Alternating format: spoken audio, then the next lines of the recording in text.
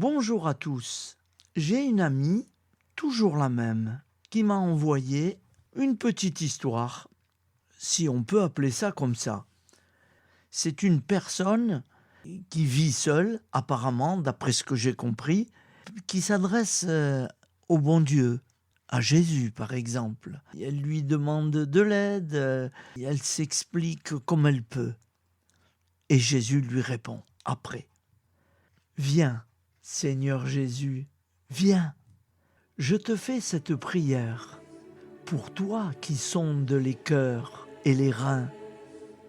Rien n'est nouveau quand tu me fixes avec tes beaux yeux d'aigle, car tu sais tout, tu connais déjà les moindres recoins de mon âme, sortis de toi. Par quel prodige ne t'ennuies-tu pas quand tu visites les méandres de mon être? Ton amour ne se lasse-t-il donc jamais? Viens Jésus, je me sens seul. Le soleil de midi, l'étoile du soir ne m'apportent aucun réconfort.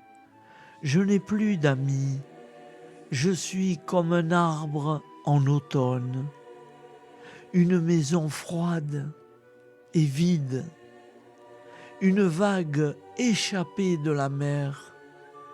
Je suis perdu comme un oiseau dans la tempête. Et toi, où es-tu? Personne ne me parle, ni ne me répond.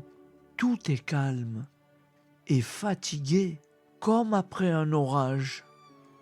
Je sais que tu existes, je le crois. Mais redis-le-moi, car le doute n'est plus loin. Il est là, et tu continues à jouer l'absent. Où es-tu? Loin? Là-haut dans le ciel? Enfoui dans le puits de mon cœur? Où ne frémit que l'eau noire et trouble mes peurs?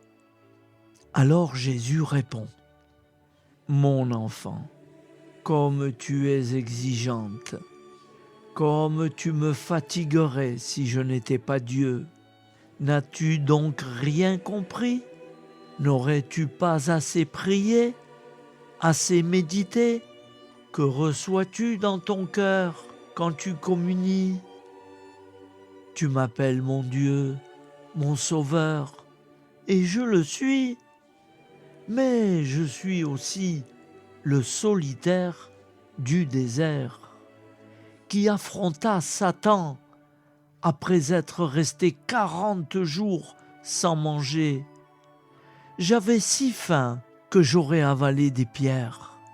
Le soleil était à son zénith, et j'avais si soif qu'aucune fontaine de la terre n'aurait pu me rafraîchir. Mais personne ne m'offrit une goutte d'eau. J'étais seul devant le diable, avec ma soif des âmes. Je suis aussi cet homme fatigué et trahi, qui tomba face contre terre au jardin des Oliviers, juste avant que Judas ne vienne m'embrasser pour me perdre. Autour de moi, il n'y avait que la lumière bleue de la lune, la bonne odeur des arbres et mes amis qui tous dormaient. Que le silence et une mortelle tristesse. Je suis enfin le crucifié sanglant, accroché à une croix d'infamie, à mes pieds torturés, ricane, d'hideux, soldat aviné, sanglotant, ma mère inconsolable, et 2 ou 3 amis qui ne comprennent plus rien. J'ai les yeux levés vers le ciel, bouillonnant de la colère de mon Père, qui se déverse sur moi en tempête. Ce ciel est fermé, noir et hostile.